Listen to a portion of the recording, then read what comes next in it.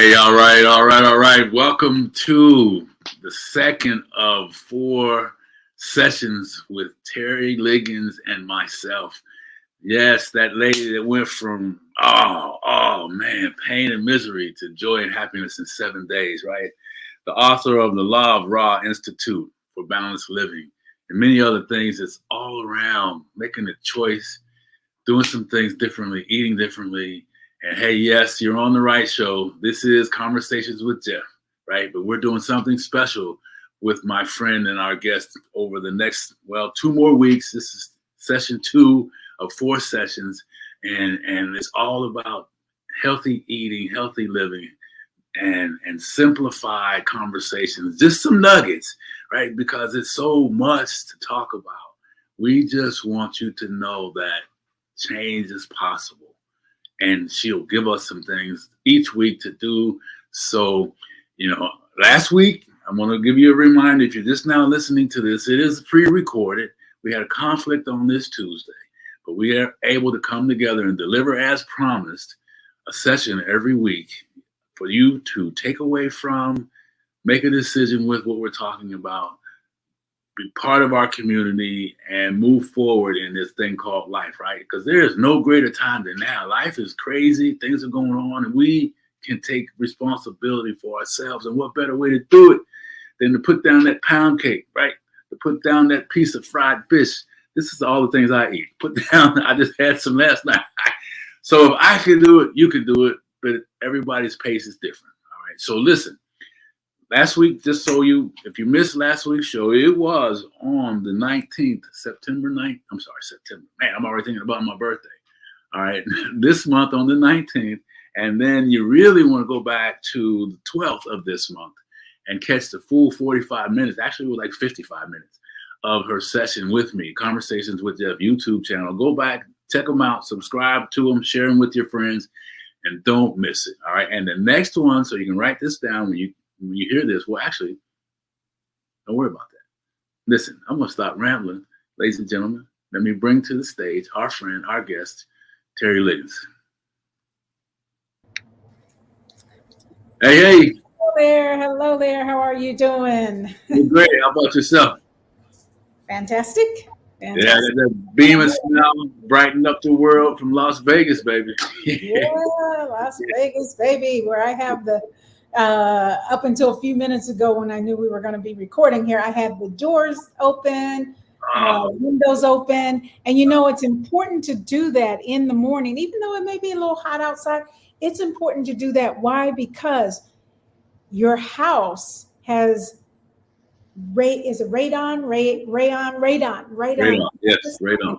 Yeah. And you need to release those gases from your house. Sometimes in the summertime, living in Texas, and me living here in Vegas, people run their AC from April to October. Yes. They run their AC all the time. And that's not good to do. So get used to the heat a little bit and open the doors. And even in the wintertime, you need to just at nighttime, it is so wonderful to have the bedroom windows open when you sleep, to let it get really chilly in there. Again, you're releasing all those gases in the air that are cooped up in your house, causing quite, some dangerous situations to occur, possibly. Yeah, that's interesting that you bring that up, and being in the energy space, understanding how the house is kind of like a breathing element, and the things are trapped in there. So I'm going to make sure I do that myself, because I was raised, well, hey, you're not air conditioning the outside, leave the clothes inside. Exactly. Yeah. Yeah, we actually didn't have AC until I was out of the house, right? But we had fans and stuff. So, thank you for saying that. That's really important. So, I'm sorry, I don't mean to get off track. Oh, no, I'm the one that started off on that path because I'm just going the morning time. Yeah, I love that, though. Thank you for that insight. We appreciate that very much. Very much indeed. Yes, and so we were going to talk about food. And when we were last together, we were talking about, I think I just touched on that emotional tie to food when I said how I could, as a new Waltarian, I was able to face Thanksgiving and Christmas without giving in to those meals. It's like I knew how delicious that pie is going, would taste. I have memory of Yeah. sweet potato pie and pumpkin pie. I'm more of a sweet potato than pumpkin pie girl, but I remembered how that turkey tasted and that dressing. Oh my goodness, my uncle used to make the most delicious oyster dressing.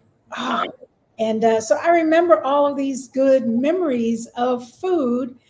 Yet at this point in time in my life, excuse me, I had to let the intellect take over from the emotional. And we lost Jeff. Lost you, Jeff, there. So I don't know if we need to start the recording again. No. This fine. I think we'll be okay. Everybody knows audio is what it is. I may go out again. Right. So if you don't see me, you just keep talking. All right. I'm here. Okay. Working out a little something. So you just keep talking. I love where you were going. And then go ahead on and continue. We're here. We're still here. Yeah. Just wasn't sure if your whole internet went out. But yeah, just the you have to just let the intellect, what you've learned about food, you need to let that take over, because that's where you're going to win this battle. And it is a battle if you are not prepared for it. And so, like, one of the phrases I like to say is you cannot control what you're eating until you control what's eating you. And I've heard Jeff say that phrase as well. So you cannot control what you're eating until you control what's eating you. Okay, because there may be things you're dealing with, and using food as your emotional crutch, and that's never going to get you to your health goals. So you need to do that. And another phrase that I've been saying for years is that if you're not able to fight off a hamburger, then how are you going to be able to fight off the devil? Simple as that. If you got some major challenges to face, which we all do from time to time, and if you're a business owner, an entrepreneur, you're a solopreneur, then you know you got those challenges.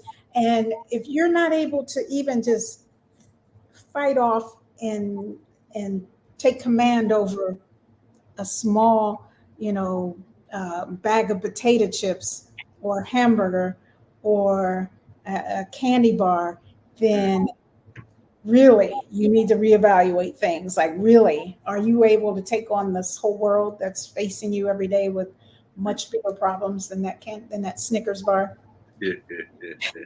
So. Yeah. I'm listening to you, Terry, and I wrote down control what's eating you, and then as we evolve with this whole platform, I really like to, and I think I mentioned it this past Tuesday, that let's think about a session on that, in and around that, because that that whole conversation, we all have our experiences around it, right?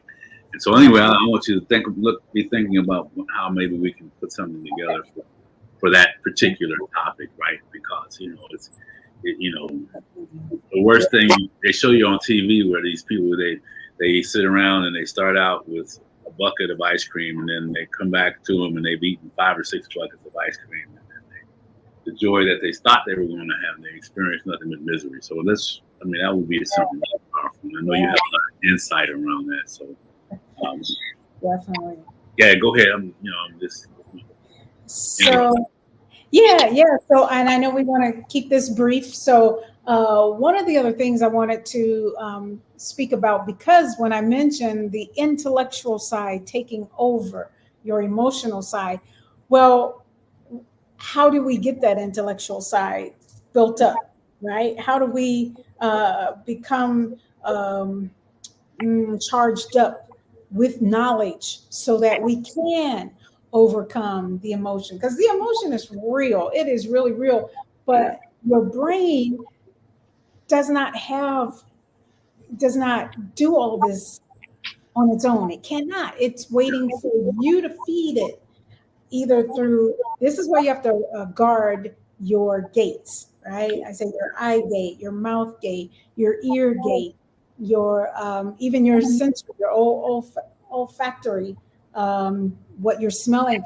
All of these are coming in, and they're going directly to your consciousness. If you're not already pre-programming yourself to guard against that, right? You watch a football game, every commercial, oh my goodness, makes you want to run to the kitchen and Yeah. get some Doritos. You know, run to the phone and call up Donato's, Domino's, or Donato's in Columbus. That's I like Donatos. I like Donatos. So Domino's is an Ohio thing, right? But Domino's, you know, nationwide, it makes you want to just get some of what they're showing, and you don't even realize you're doing it before you're already grabbing for some more popcorn, some more tacos, and all that sort of stuff, because you're seeing it, but you're guarding your eye gate and saying, I know what I see, but I know what my body needs.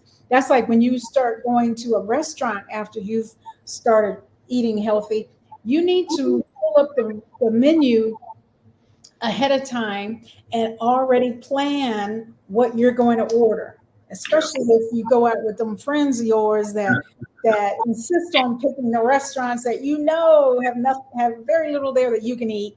That's happened to me way too many times, and I can handle it now. And initially, I sometimes had to say no, because I'm like, there's nothing on that menu for me, and I was still in a healing process, and I was not compromising. Now I'm only 90% raw now, and that 10% I can compromise the raw, foods, but I will never compromise and eat meat, dairy.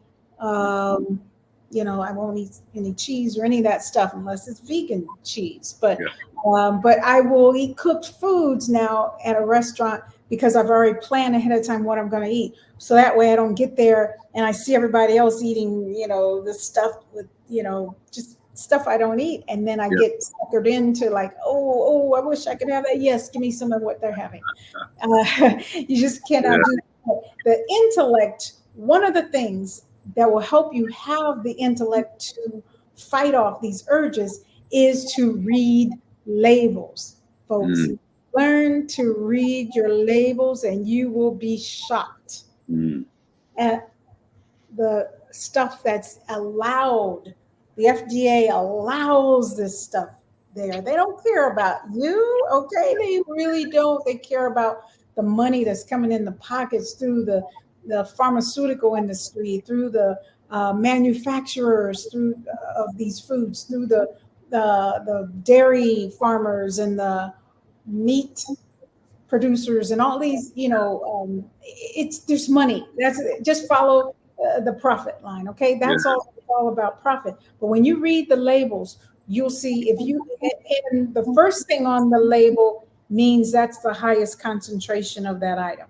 So if sugar is the first thing on the label, then put it down, put it back. And then sugar is in so many different forms. Fructose syrup. If you see that, that's sugar. Put it away, and not put it away in your mouth, but put it way out of your reach. And things like, you need to check the sodium count on things. You need to be aware of the red dye, yellow dye. Those things they're so poisonous. And it's to give color to things, but those things are toxic. And the chemicals that help keep the items on your shelf for a long time, again, those are chemicals that are going into your body. And that is why we don't eat those things that are processed. And some cereals, which claim to be healthy. Now, be careful of the word natural. That is a big misnomer. And sugar-free. They have to do something to it to make it sugar-free, right? And that natural is, one day, maybe one of our sessions, I'll take you on a tour of my pantry and how I have mostly glass items. They're just all glass things there. I don't have boxes. I don't buy boxes of cereal, boxes of processed stuff because, and I say glass, like meaning glass containers. I don't buy box stuff because natural flavorings are Not so things much. you probably don't want to know. You probably don't want to know, but guess what? I'm going to tell you anyway. So, for instance, for instance, how many of you, by a show of hands, and only you yourself, unless you got someone else in the room with you, only you yourself are going to see your hand raised. But be honest, how many of you have imitation vanilla flavoring in your pantry, in your spice rack, somewhere in your kitchen?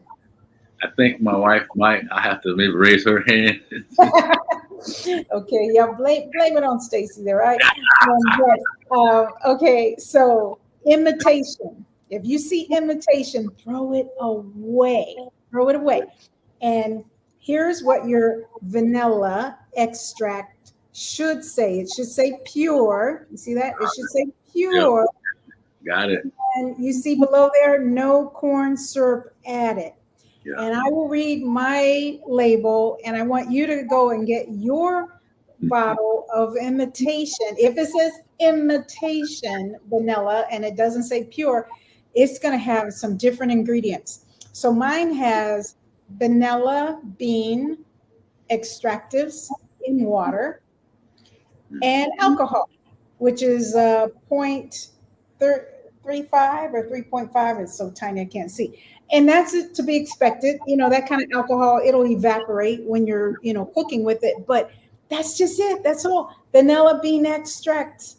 And that's it. But when you show on the imitation ones, it'll say natural flavorings. And guess what? I want you to look this word up. If you think I'm making it up, this always shocks people, and this will probably be the end of our time here. But vanilla extract, that is imitation, has what's called castoreum, and that's Castoreum, as Mary. Castoreum, Castoreum. And because we're short on time, I won't, belabor the point, but castoreum is beaver butt glands. I'm not making this up, folks. I'm not making it up. It's the glands from the anal part of the beaver. Now, tell me who in the world discovered that, right? What was someone doing one day that they just came across that and said, this will make some good. Wow, I mean, I can relate about how we came up with chitlins and some of that stuff. But I man, know, beavers. Who was out in the field one day amongst the beavers?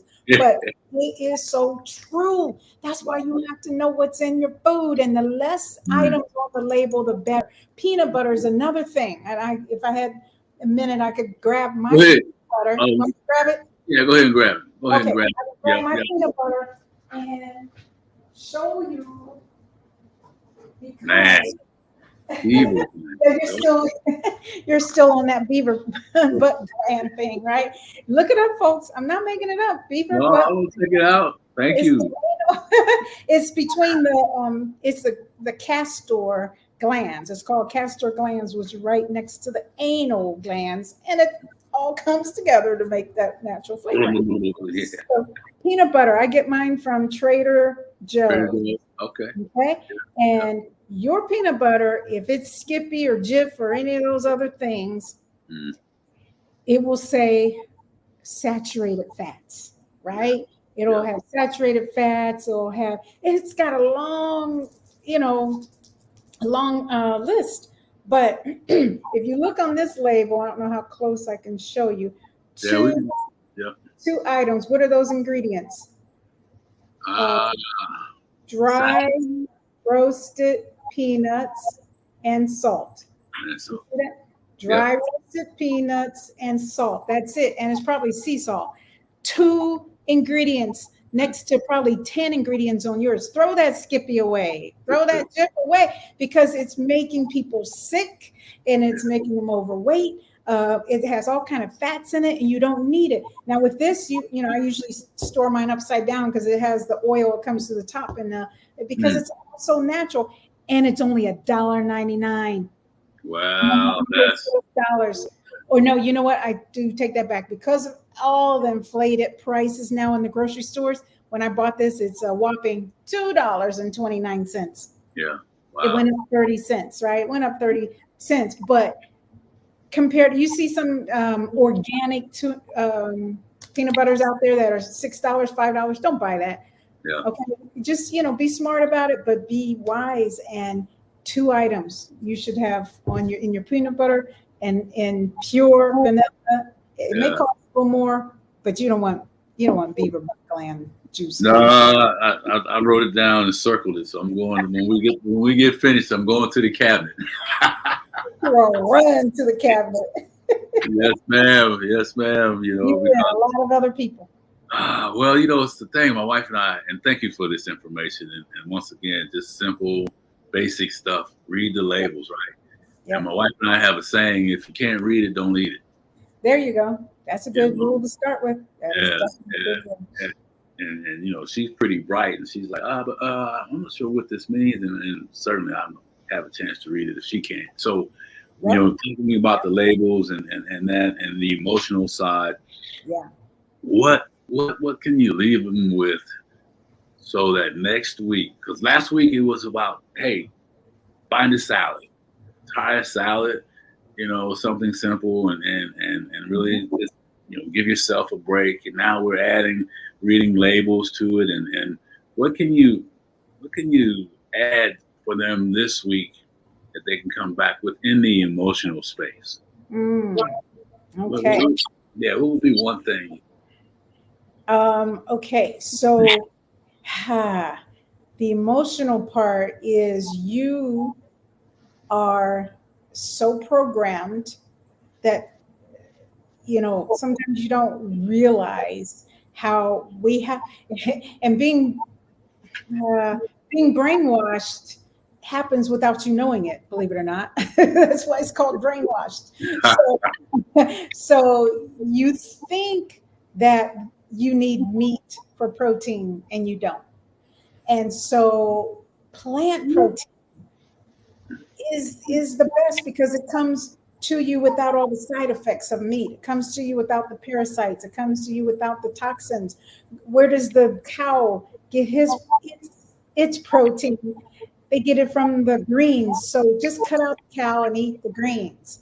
So take that emotion out that makes you think that you've been told all your life you need protein, you need meat for protein, and start being smart. Look beyond. And it's actually called brainwashing too. I like to call it brainwashing because you're washing your brain from all of that past emotional stuff. There's some good emotion you want to hang on to, but you don't have to eat the stuff. My good emotion is my grandmother's house. Oh my gosh, going to my grandmother's house, my mom's mom.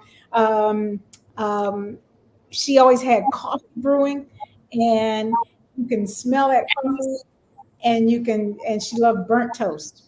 She loved her burnt with a big cup of butter on there that's not even melted. So I can hang on to that good memory. My dad's mother, she, I have great memories of her as well, just maybe not so much in the cooking because she already had all the food prepared by the time we drove to Pittsburgh area to her house. But growing up right around my mom's mom, you can hang on to it as a memory, but you don't have to keep eating that way. My mom's people, they ate chitlins. And it was a great memory being around them on the holidays, but no way am I going to eat chitlins because it's a great memory of being around them. So that's the best I can do is you just have to, as far as helping you to at least see the light, just see the light and see that it's there. And then you'd be surprised how within 6 weeks, your taste buds will change. When you change starting here, when you change the emotional part of it, your taste buds will follow. Yeah. Yeah, thank you. I'm kind of listening to you, and I appreciate the burnt toast story with your grandmother and the coffee, and and I just want to add as we wrap up. You said something earlier about going out with friends and them not being well. I mean, you just end up at a place where you can't eat, But then people, hey, get comfortable with find if there's something on there, then say no if you have to. Be comfortable saying no, and then maybe then you pick the restaurant next time, and then see who goes and who doesn't. Right? You're valuable, to yourself and responsible to yourself. Right? So I want to just add that. And the other thing too was about the holiday seasons, and all those things. And man, I've been there. You're on a diet or something, and you go and they have this 15-course meal, and oh, you gotta eat this, and and you have a choice to make. And my suggestion, what I've done was, nibble if nothing else. Find something that you can and keep that on your plate. And people really don't pay attention to what you're eating. So you can find ways to be a part of that. Well, you can do that, or you can also bring a dish, one of your own vegan dish, raw dish that tastes so delicious that they'll end up eating all of your stuff. It's happened so many times. It's like I'm bringing this stuff that I can eat, and it ends up being gone. I'm like, okay, but yeah, you just do. But you want to, kind of blend in as much as you can, because what happens is that you become a target. They think that you're there to show off or something, and you're not. You're just taking care of yourself. What it does is it shines a light on them and what they're not doing, and so they have to reflect it back as their guard. They reflect it back and say, "Oh, you think you're better than us? You can't eat this stuff." Maybe, but I'm not going to say that. But no, it's just that I have made a decision that you maybe have not made yet. That's all it is. It's not like you're better than them. They may be making great decisions in another area of their life that I'm not capable of. So it's never like you're wanting to show them up, but you do have to be strong in what you're doing and not try to make it so much like you're standing out, because you're going to get criticized anyway. And then just, share what you have. And like you said, nibble on a little bit of what they have if you have to. If you have to, and thank you for saying what you said there. And I'll just add to it and really wrap up here is that, keep doing it no matter what, because those that are criticizing will be the very ones that will follow you. So it's not always easy to be the lead swimming upstream. I like to say, but people are always watching you, and it's the best thing for everybody to eat healthy, live healthy, and live a long life if possible. Terri, wonderful session again. So they've got their homework. Think about what's eating them while they're eating, and reading labels, and maybe if you're listening to this. Whoever's listening to Stacy, I'm sorry, but I bet Stacy already has the pure vanilla. I'm giving her a benefit of the doubt. She might, right? I mean, because she's going through the things, and I appreciate her because of it helps me. And I'm, I really understand the power of eating and bad eating, and I'm not, again, nowhere near where I'm going to be. But she is. If your partner helps, it helps you. For sure. It is. If you're by yourself, then there's groups out there you can get involved in. You can link up with Terri. She's got all kinds of resources around that, and we'll have that in the chat so you can contact her. And hey, thank you. And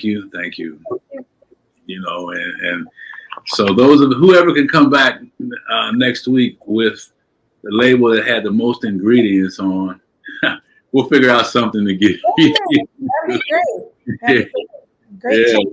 The label challenge, right? Who has the worst one? So, Terri, I thank you so much.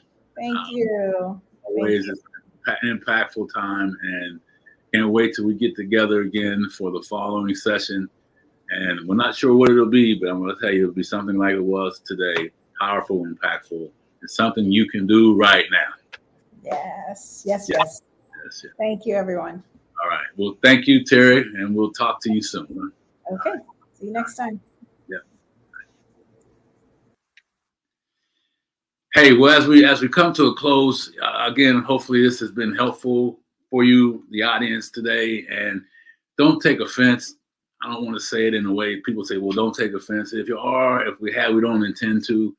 You know, our message is about giving you some things to think about that you can change. And you know, if you don't change, then keep listening, keep coming back anyway, right? Hey, this is a no judgment zone.